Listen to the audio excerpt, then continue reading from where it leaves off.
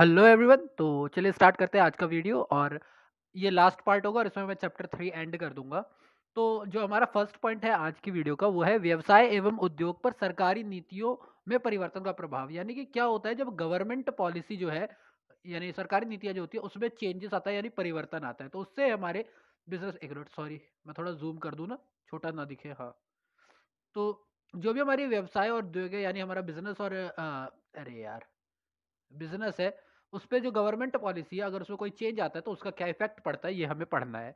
तो सबसे पहली चीज क्या होती है, प्रतियोगिता में वृद्धि, यानी कि कंपटीशन जो होता है वो इंक्रीज होता है। जैसे लाइसेंस में छूट मिला लिबरलाइजेशन के अंदर, ठीक है, तो भारतीय बाजार में विदेशी फर्म्स आने लग गई, फॉरेन कंपनीज आने लग गई।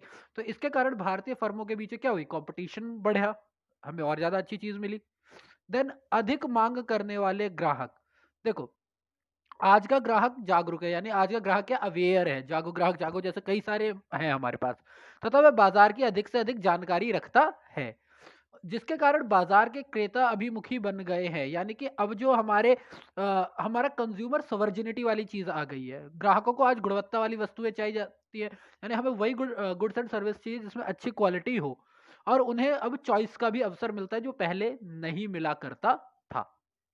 वहीं पे तीसरा पॉइंट की अगर मैं बात करता हूँ तो वह है प्रौद्योगिकी तकनीकी पर्यावरण में तेजी से परिवर्तन, यानी जो हमारा टेक्नोलॉजी है उसका जो एनवायरनमेंट है उसमें काफी ज्यादा तेजी से जो हो रहा है चेंजेस आ रहे हैं।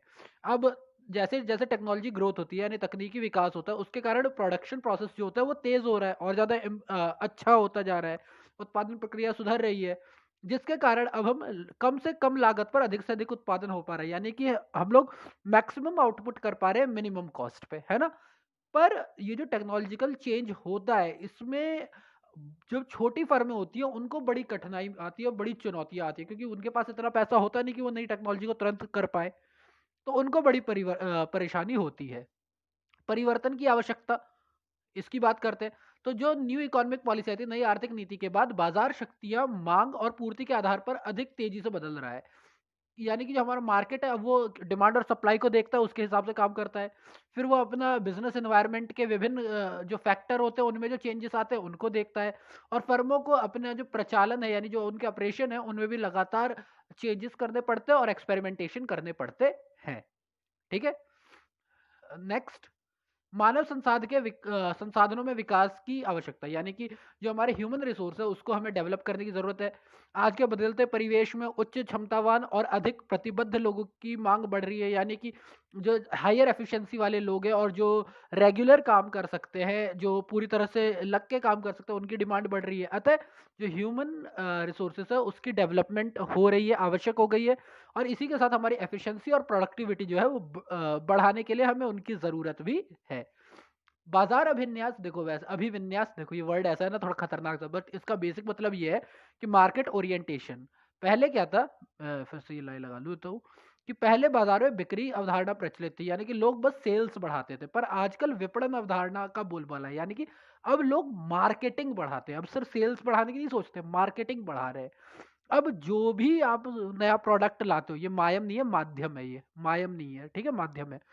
उसको लाने से पहले लोग क्या करते हैं, ग्राहकों की नीड का पता करते हैं, फिर उन आवश्यकताओं के आधार पर उत्पादन किया जाता है, यानी पहले रिसर्च करते हैं वो लोग कि ग्राहकों को क्या चाहिए क्या नहीं चाहिए, देन उसके हिसाब से वो अपनी विज्ञापन लाते हैं, एक्सपेरिमेंट करते हैं, विक्रय के बाद की सेवाएं देते हैं।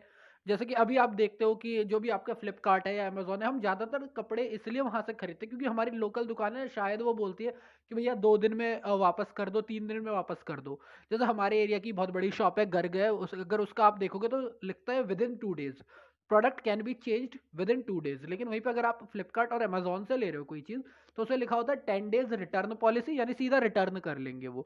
तो हम लोग वहां सोचते हैं कि वहां ज्यादा अच्छा है रिस्क लेना, कि चीज यूज करके देखो पसंद आए तो ठीक है, वरना 10 दिन का मिलेगा, 30 दिन की भी रिप्लेसमेंट का मिलता है।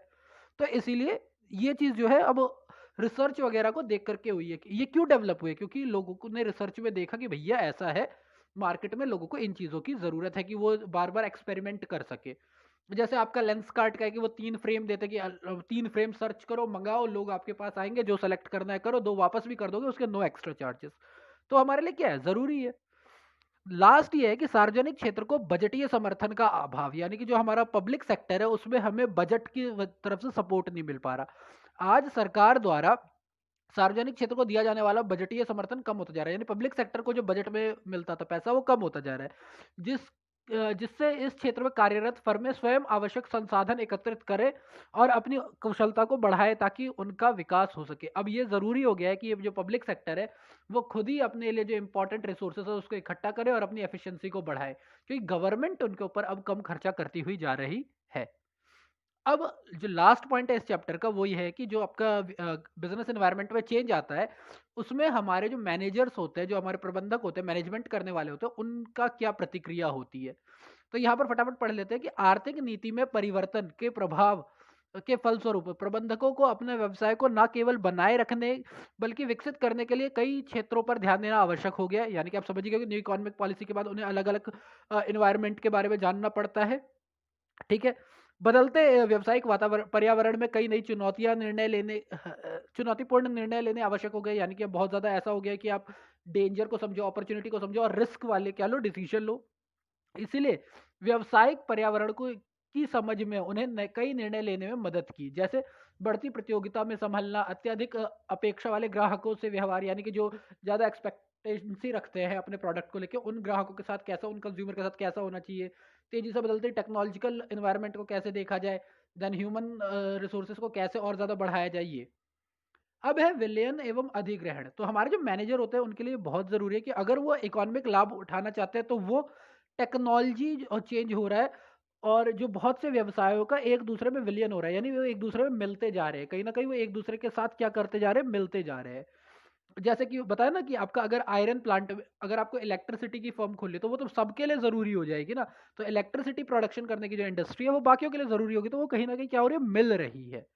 आपसी प्रतिस्पर्धा को कम करने के लिए शक्तिशाली व्यवसायिक इकाई कमजोर और छोटे व्यवसायों को अभिग्रहण भी कर रही है, जैसे अकोमोडेशन कर लेती है। काफी कंपनियां जो परचेज कर लेती है, अमलगमेट कर लेती है और काफी अकोमोडेट कर लेती है, खरीदी लेती है। तो बड़ी कंपनियां जो छोटे कंपनियों को करती है। अभिग्रहण वाले तो हमारे पास बहुत सारे थे, जैसे कि मारुति सुजुकी थी, उसके बाद हीरो होंडा थी। अब आप देख ही रहे हो। देन विविधीकरण की बात करते हैं कि नए बाजारों को न्यू डाइवर्सिटी, तो नए बाजारों को आकर्षित करने के लिए फर्म विविध प्रकार के उत्पाद जो है वो लाइन में प्रवेश कर रही है। देन वो ब्रांड बनाने की कोशिश कर रही है। आज की डेट में वो क्या कर रही है, ब्रांड बनाने की कोशिश कर रही है, ग्राहकों के दिमाग में अपनी छवि छापती है, जैसे Thums Up, taste the thunder, Mountain Dew, डर के आगे जीत है, ये सारी क्या है, ब्रांड की छवि है। फॉग छोड़ दो कि क्या चल रहा है, फॉग चल रहा है, तो ये क्या है, ब्रांड दिमाग में छापते हैं आपको। देन हमारी उपभोक्ता केंद्रित पद्धति हो गई है, यानी अब जो हमारी मार्केटिंग है वो ज्यादातर किस पर डिपेंड करती है, वो हमारे उपभोक्ताओं पर डिपेंड करती है और उनके कंज्यूमर ओरिएंटेड हो गए हम लोग, कंज्यूमर सेंटर्ड पॉलिसी लेके आ रहे हैं। टेक्नोलॉजिकल विकास कोई भी होता है तो आपको उसके बार बार टेक्नोलॉजी को रिन्यू करने की जरूरत है, तो है भाई। अच्छे श्रम संबंध, यानी आपको लेबर के साथ अच्छे रिलेशन रखने पड़ेंगे, टीम प्रभाव लाना पड़ेगा, टीम लीडरशिप लानी पड़ेगी आपको, क्या होता है, लेबर यूनियन वगैरह के साथ मैत्रीपूर्ण रखना पड़ेगा ताकि वो आरामदेह आपका काम चला सके। और लास्ट, पूंजी ढांचे में परिवर्तन। तो इक्वालिटी पर व्यापार का लाभ उठाने के लिए पूंजी ढांचे में ऋण की मात्रा बढ़ाई जा रही है, यानी कि अब जो है क्रेडिट जो है वो कैपिटल में क्रेडिट जो है वो ज्यादा लिया जा रहा है, जैसे आप सोच सकते हो डिवेंचर के थ्रू कह सकते हो या शेयर्स के थ्रू कह सकते हो। तो अब ऋण की मात्रा को बढ़ाया जा रहा है। तो ये ये था आपका पूरा का पूरा थर्ड चैप्टर। बहुत ही जल्द मैं फोर्थ चैप्टर के साथ आता हूँ। तो अभी के लिए इतना ही। सो ठीक है, thank you for your time. और अगर वीडियो अच्छा लगता है तो प्लीज शेयर करें अपने फ्रेंड्स के साथ।